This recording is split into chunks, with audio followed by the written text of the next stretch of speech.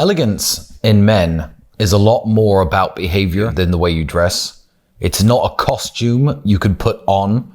It's very much your mannerisms and the way that you behave. If you were to put me in sneakers and sweatpants, I would still fit in a top-end restaurant more so than I would have done at 19 wearing a full suit.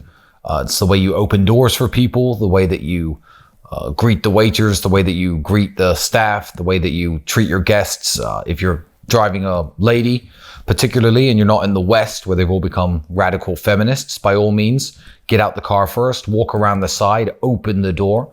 It's something that you can't wear. It's something that you have to be.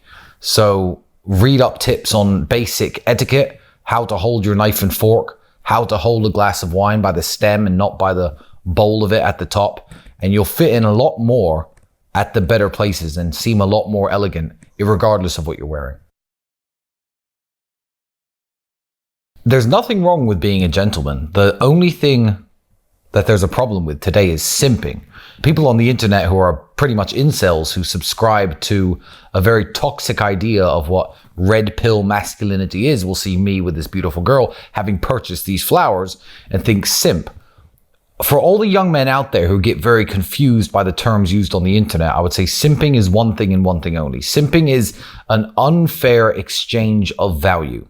That's what simping is. If a girl doesn't know I exist and I found her address, I'm sending flowers to her house just to make her happy, that very much is simping. If I am waiting by the door to my office going into work and trying to open the door for every single woman in the hope that they'll recognize me, that is simping. Buying flowers for a work colleague who isn't interested in you is simping. However, if you are trying to get a woman to take you seriously in terms of starting a relationship with her, then very few things you can do can be considered simping. Because as I said, that's an unfair exchange of value. If the value you get at the end is a girlfriend, or maybe even a wife or family, then there's absolutely nothing wrong with, buying them flowers, opening the door, opening their car door.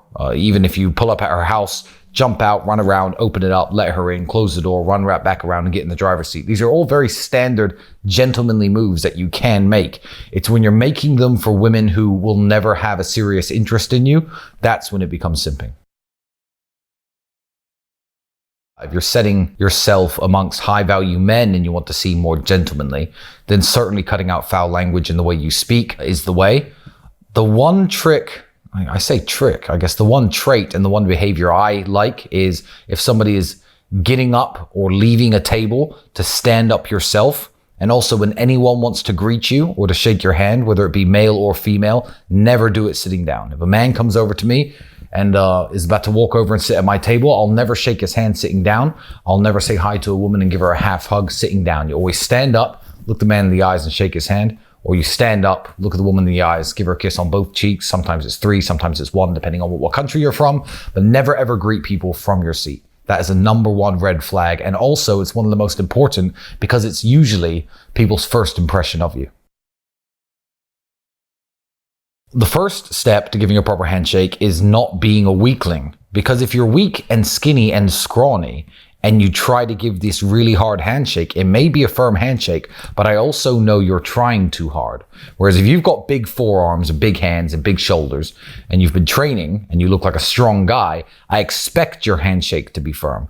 The number one thing when people say firm handshake is people who don't know how to meet and greet men. They think that you have to squeeze the hand.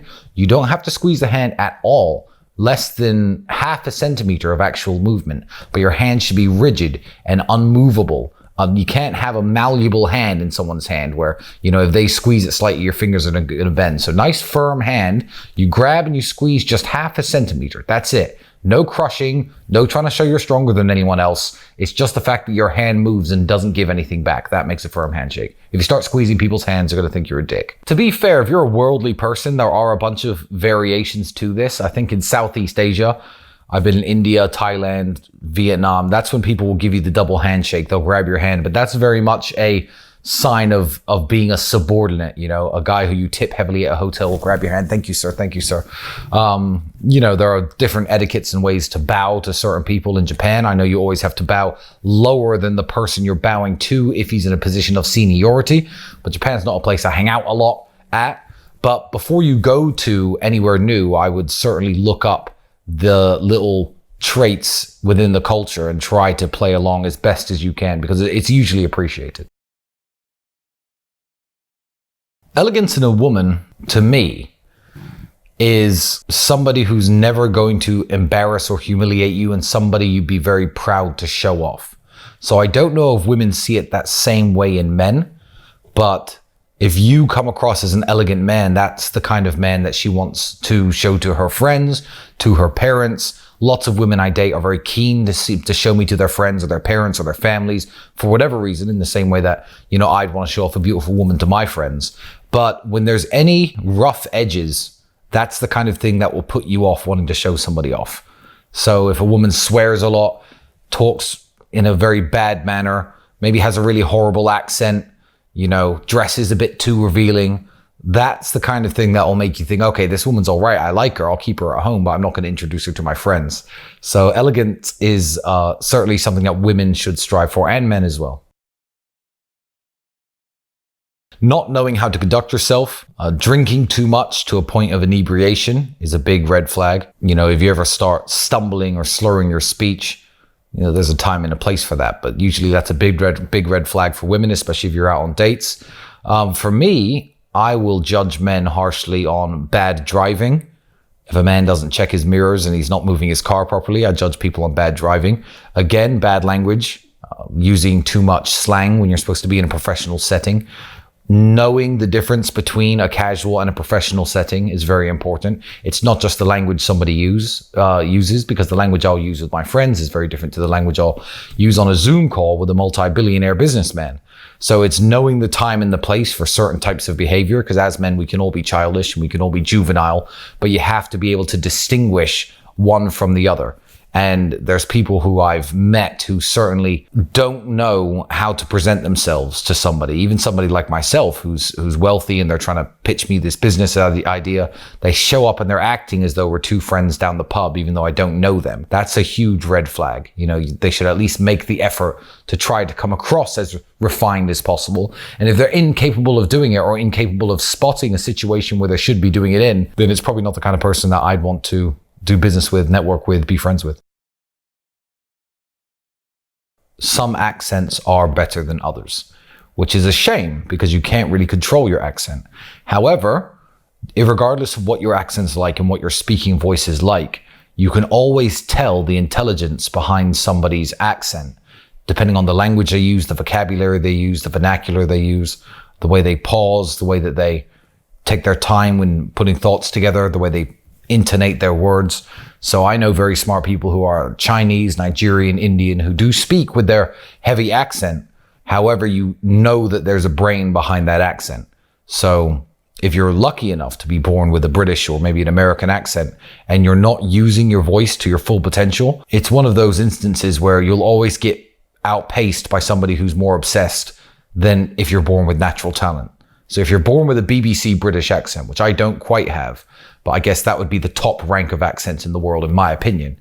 If there's an Indian guy who can sell more than you and do more business than you and close more deals than you, despite the fact that his accent is a disadvantage, that's just because he works harder than you.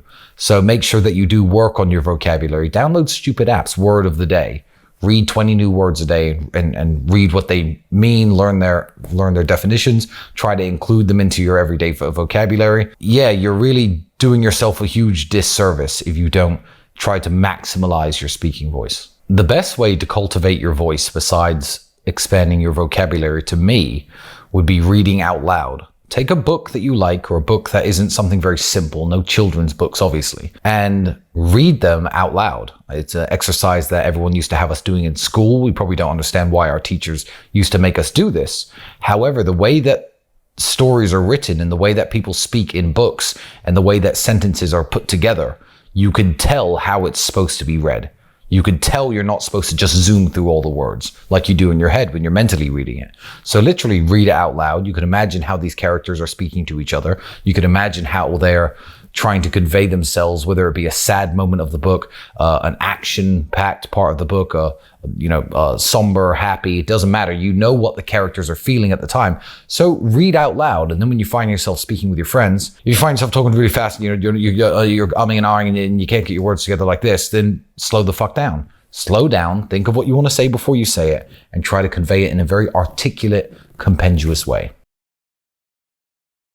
A step you could take to come across as a more elegant person is always, I guess, to present yourself better. I try to give answers, and I've been trying to give answers that shy away from appearance, because appearance is so amazingly important and everybody already knows that I don't want to give the easiest answer in the world. But certainly dress in a way that complements your body type. Try to wear a nice watch, have your hair cut, have your hair styled, have your facial hair either shaved or trimmed so it looks nice and you look sharp.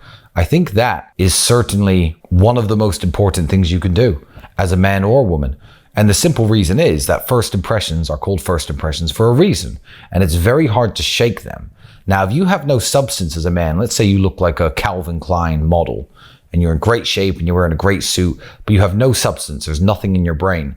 The first appearance isn't going to get you that far. It's only going to get you the first 30 seconds of conversation, whether it be with a woman or a man or a business partner, or you're pitching somebody in a meeting. If you sit there and you can't speak well and you have no ideas and you're stupid and you're swearing and you're using bad language, that first impression will go out of the window very, very quickly. However, it's starting the race sprinting, if that makes sense. So always make sure you're presented well.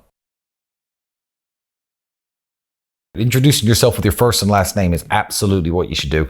And even if it's somebody famous who I'm meeting and that person knows exactly who I am, them and all their bodyguards and security guards and staff, I'll say, "Hi, Tristan Tate, nice to meet you." Look them in the eye. I'll always tell them my first and last name. That is a standard playbook. You have to do that. There is a trick that I could tell young men that will help them close business deals, help them get girlfriends, help them make friends, help them get into the circles that they want to get into.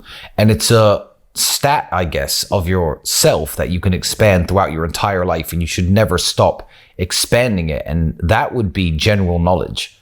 General knowledge is super important, because I remember I was sitting with one of the sheikhs in Dubai, and there was no alcohol at this house, of course, it was a dinner event, and they start passing around this wood that you burn, and you smell the scent coming off the wood. And I knew exactly how it was made and how it was cultivated. If you don't find it in the wild, which is very hard nowadays because it's all extinct, you have to drill certain holes into these trees and infect the trees with a certain type of mold and wait for the wood to go petrified. And I was explaining this process to him, which he already knew, but he was super impressed that I understood this part of Arabic culture and what this product was exactly. And general knowledge will always impress people. I can sit down with most people and have a conversation about most topics. Regardless of what it is, there's something that I will know about it. And as a young man, there's no reason to just, if you like sales and internet marketing, only read about that. Spend your spare time learning about things that you don't think are particularly useful. Maybe spend your spare time learning about things that you right now have no business knowing. Yachts, the different brands and makes of private jet. Learn all of this. Because when you start to sit with important people, you can at least have an idea what they're talking about and interject in the conversation, perhaps with something they don't know. And that has made me more friends and more connections with men, women, businessmen, anyone who I was trying to get connected to, than maybe anything else. General knowledge. You have to work on it. See, I like audiobooks, and even right now, you say you don't see me learning things. I am 4 hours into a 17-hour audiobook course, lectures on the Vikings and Norse mythology and Norse history. Why? So the last 2 hours when I was in my room, I was listening to it. So you don't see me learning this stuff, but I just find so many things interesting that I will make sure that instead of listening to music or doing other things, I'm filling my brain with information. So every day I'm learning something new. I don't think a day goes by when I don't learn something new from somewhere. But yeah, going down rabbit holes is always very interesting on the internet. If you find an interesting fact out about something, then read up more. I mean, Wikipedia is a tremendous resource. Everyone's forgotten about it. It's because it's kind of fallen out of fashion, I think. But it is a tremendous resource. And when it comes to history and battles and world leaders and things like that, there are literally clickable links from each page to the next page to the next page. And you could sit and read and learn entire eras of history or entire 20-year periods in an hour or two, if you are determined enough. And this information is maybe not useful for making money and maybe not useful in the long run. But if you impress someone like me, who you're trying to do business with your knowledge on something that I find interesting, then I'm going to like you.